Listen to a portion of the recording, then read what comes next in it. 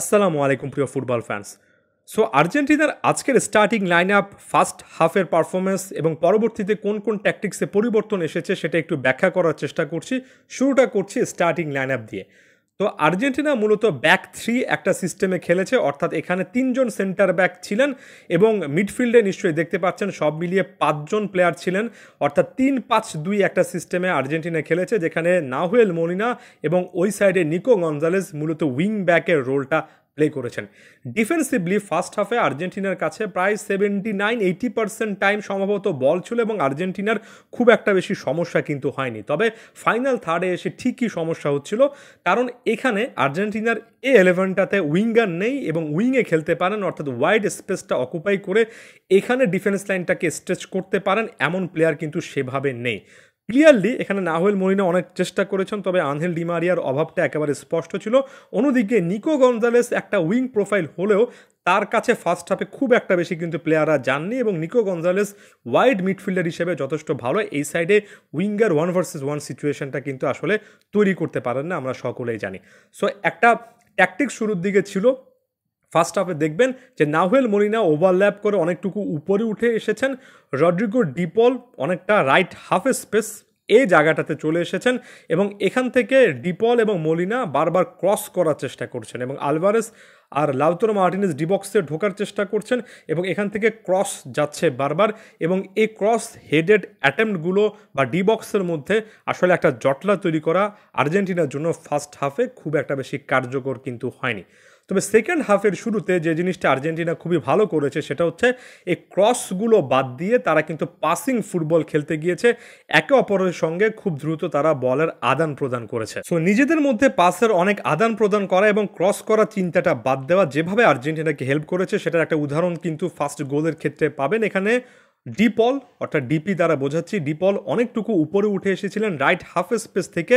এখানে নাহুয়েল মোলিনাও কিন্তু তার সঙ্গে উপরে ছিলেন এবং তারা দুজন অনেকটুকু রাইট উইংয়ের এই সাইডটা এবং বিশেষ করে হাফ স্পেসটা অকুপাই করে থাকার কারণে প্রতিপক্ষ ডিফেন্ডাররা এদিকে মুভ করছিলেন, যে কারণে আলভারেস এখানে একেবারে স্পেস পেয়ে যান এবং আলভারেস এখানে একটা রান মেক করেছিলেন ফার্স্ট গোলটার ক্ষেত্রে এবং আলভারেজের সেই রানটা ধরে ডিপল কিন্তু অসাধারণ একটা পাস তাকে বাড়িয়েছেন এবং আলভারেস ডিবক্সের এই এজটা ধরে একটা অসাধারণ পাস দিয়েছিলেন।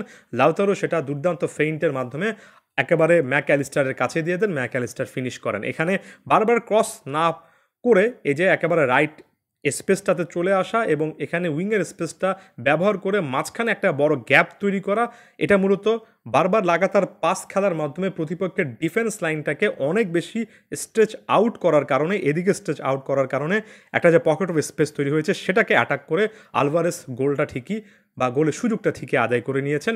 এখানে ওই পাসিং ফুটবলটাতে ব্যাক করাটা অনেক বেশি করে দরকারি ছিল। ওই মুহূর্তে আর্জেন্টিনা সেকেন্ড হাফের শুরুতে এসে সেটা করেছে এবং ক্লিয়ারলি বোঝা গিয়েছে স্কালোনি বা আর্জেন্টিন থিঙ্ক ট্যাঙ্ক সেই জিনিসটা কিন্তু ওই সময় আইডেন্টিফাই করেছিল ফার্স্ট হাফের পরে যে গ্যাপটা ছিল, অর্থাৎ হাফ টাইমের সময়। পরবর্তীতে আর্জেন্টিনা বা আর্জেন্টাইন কোচ বলা উচিত লিওনেল স্কালোনি পাওলো দিবালা এবং গার্নাচোকে নামিয়ে পুরো গেমের সিস্টেমটাই কিন্তু চেঞ্জ করে ফেলেন। তার আগে তিনি লো চেলসোকে নিকো গঞ্জালেসের পরিবর্তে নামিয়েছিলেন, কারণ নিকো খুব একটা বেশি গেমে ইনভলভ ছিলেন না এবং ইনজুর্ড একটা সিচুয়েশন তৈরি হয়েছিল এবং লো চেলসোকে মাঠে নামার পরে মিডফিল্ডে কিন্তু নতুন একটা ডাইনামিক অ্যাড করে আর্জেন্টাইন এই মিডফিল্ড লাইন। এর আগে আর্জেন্টাইন মিডফিল্ডাররা বারবার করে কিন্তু বল এখানে নাহুয়েল মোলিনা বা ডিপলকে দেওয়ার চেষ্টা করছিলেন। লো চেলসো আসার পরে লো চেলসো শুধুমাত্র এই স্পেসটুকু কাভার করেননি, বারবার করে কিন্তু সেন্টার অ্যাটাকিং মিডফিল্ডে নেমে এসেছেন কিংবা তার এই জায়গায় থেকে ডিপ লাইং প্লে মেকিং করেছেন।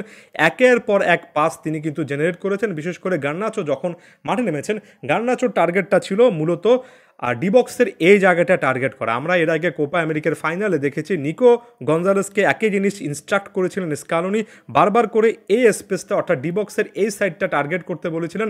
গার্নাচো বারবার করে ডিবক্সের এই সাইডটা টার্গেট করেছেন এবং লো চেলসোরা একেবারে নিচ থেকে গার্নাচোকে আনলিশ করার চেষ্টা করছিলেন। যেহেতু এই উইংয়ে একজন প্লেয়ার আছেন যিনি ডিবক্সের মধ্যে ঢোকার চেষ্টা করছেন, অ্যাগেন খুবই ইম্পর্টেন্ট পয়েন্ট, এখানে উইঙ্গারের কাজটা কিন্তু ইনসাইড মুভমেন্ট করে এখানে শট নেওয়া বা কোনো কিছু করা না, তার মূল কাজটা ছিল যে করে হোক এই উইংটা টার্গেট করা, এই ডিবক্সের অর্থাৎ এই এজটা আসলে টার্গেট করা এবং সেখানে ডিফেন্স লাইনটাকে বিজি রাখা। গার্নাচোর স্পিডটা কাজে লেগেছে।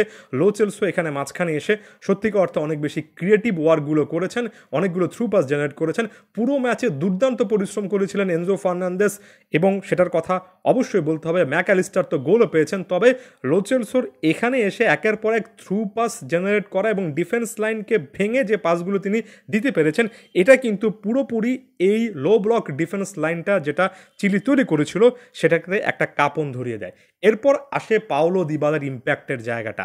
দিবালা একেবারে রাইট উইংয়ে বা রাইট হাফ স্পেসে শুরু করেছেন, তবে শুধুমাত্র সেখানে সীমাবদ্ধ থাকেননি, বরঞ্চ তিনি কিন্তু মূলত একজন ফ্রি রোমিং একেবারে প্রপার নাম্বার 10, এক কথা বলতে গেলে লিওনেল মেসির রোলটাই কিন্তু প্লে করেছেন, যে কারণে দিবালার ফ্রিডম ছিল। কখনো তিনি রাইট উইং এসেছেন, কখনো নিচে নেমে এসেছেন, কখনো আবার একেবারে ডিবক্স টার্গেট করার চেষ্টা করেছেন, এখান থেকে দুর্দান্ত পাস দিয়েছেন, কখনো একেবারে লেফট ফ্ল্যাঙ্কে চলে গিয়েছেন। এমনকি যে গোলটা দিবালা করেছেন সেখানেও তিনি নিজে কিন্তু প্রেস করে প্রতিপক্ষ থেকে বল কেড়ে নিয়ে গার্নাচোকে দিয়ে গার্নাচোর কাছ থেকে একটা পাস পেয়ে তারপর এখান থেকে গোল করেছেন। দিবালাকে ফ্রি রোলে অ্যালাউ করার ক্ষেত্রে গার্নাচোর এদিকে স্পিডটা কাজে লাগানো এবং এই ডিবক্সের এই এজটা টার্গেট করা, লো চেলসোর সেন্টার অ্যাটাকিং মিডফিল্ডে একটা প্রেজেন্স রাখা, এগুলো নানাভাবে হেল্প করেছে এবং বাকি সময়ে ম্যাচের নানা সময় মিডফিল্ডাররা তো দারুণ পরিশ্রম করেছেনই। এই যে শুরুর দিকে একটা 3-5-2 সিস্টেমকে পরবর্তী সময়ে একজন নাম্বার 10-এ ফোকাস করে ফ্রি রোলে খেলা একজন নাম্বার 10-কে অ্যালাউ করা, শেষে 10 মিনিট সেটা টার্গেট করা এবং একজন স্পিডি উইঙ্গারকে কাজে লাগিয়ে প্রতিপক্ষের ডিবক্সের একটা সাইডকে অনেক বেশি করে বিজি রাখা, এই জিনিসগুলো শেষের 10 থেকে 15 মিনিট আর্জেন্টিনার জন্য অনেক কাজে লেগেছে। এবং ঘুরে ফিরে আমি একটা কথা বলবো, এই জিনিসটা কিন্তু মাঠের মধ্যে প্লেয়াররা এককভাবে করেন না, এটা অবশ্যই কোচ আপনাকে হাফ টাইমে নতুন একটা সিস্টেম বা ওই 15-20 মিনিটের জন্য একটা সিস্টেমের কথা বলেছেন বলেই কিন্তু আপনি মাঠের মধ্যে অ্যাপ্লাই করেন। তাই অ্যাগেন এই 3-0 জয়ের নেপথ্যে লিওনেল স্কালোনির ফার্স্ট হাফের দলের অবস্থাটা বুঝে সেকেন্ড হাফে দ্রুত একটা সিদ্ধান্ত নেওয়াটা অনেক ইম্প্যাক্টফুল ছিল।